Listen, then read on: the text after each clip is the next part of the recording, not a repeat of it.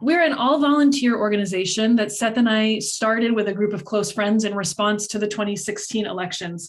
We devised a successful strategy to help win in 2020. And broadly speaking, what we do is we use the power of scientific research and personal connection to empower communities. And this is not just about one election. We're playing the long game. After big wins in 2020, we realized that our work is not done. But it's not going to be enough to just repeat what we did for 2022. And why is that? You know the answer. We are all exhausted. Republicans are fired up with their culture wars and their racist dog whistles, and Democrats at the moment seem to be in this weird paralysis of somewhere, a mix of complacency and despair somehow at the same time.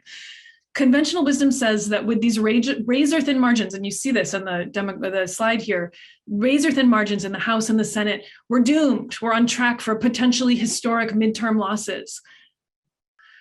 We can take two lessons from our courageous neighbors in Ukraine.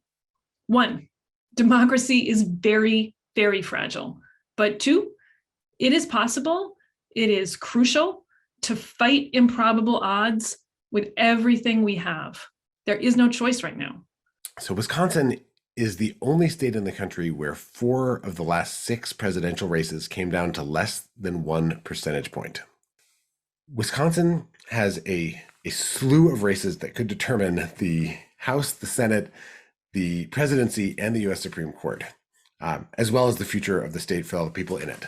After 2020, we saw across the country this wave of voter suppression bills. They've been passing in Wisconsin just as they have in Arizona, in Georgia, in Florida, and Texas. But the difference is that in Wisconsin, we have a Democratic governor who's vetoed every single one of them. Now, we are the closest state from 2020 that is not a Republican trifecta. Arizona and Georgia are both Republican trifectas. But if you take all the states where Republicans had a trifecta in 2020, all the states where they've been able to pass these laws that weaken democracy, they don't add up to enough states to suppress or steal their way to victory in 2024. In other words, even if they give themselves the right to overturn election results, and they do that in state after state after state where they have total control, they cannot steal the presidency unless they get Wisconsin's governor. We have a Republican legislature, but our Democratic governor has blocked every single attack on democracy here and will keep doing it as long as he's in office. So for me, the Wisconsin governorship is, I think, the most important race in the country. And if they get supermajorities, or if they get the governorship, under Wisconsin law, because our governor vetoed Republican gerrymandered maps in this last election cycle, under Wisconsin law, so the maps were drawn by courts. Under Wisconsin law, if the maps are drawn by courts, then the state legislature can still draw new maps if a governor will sign them. So we got new maps because we won the governorship in 2018. The governor vetoed Republican gerrymandering attempts. We have substantial improvement, although there's still a long way to go. But if Republicans get our governorship, or if they get supermajorities in both legislative chambers, they will re-gerrymander the state. In Wisconsin, it'll be a vastly redder state for the rest of this decade, just as it was for the last decade.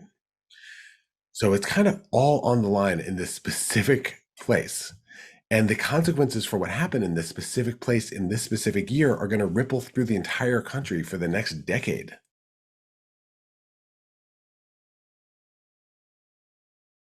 One of the things we tell our base is, the Democratic Party is us, right? We're the ones who we're also Democrats, and we also have say, and we get to define what immigration reform is. And it shouldn't, y'all should not be thinking about this institution as something separate from us. Who's in your household right now? When are you going to church this weekend? Like, who's all in your church? Who was all in your quinceañera? How many people went, right? Like, you have a list, you got the pictures. Like, we need to get everybody. And because folks, when you tell somebody how many people do you know that can be interested in something like this, they're like, well, maybe 1 or 2. But then you start telling, well, what about your family? Like, are they on that? What are some of the issues that they care about? Do they need driver's license? They're like, oh yeah, they need it. They need it. What about them? I'm sure they want to have something to say. Can they vote? And some of them could. And the ones that could, we want to breathe life into them to vote.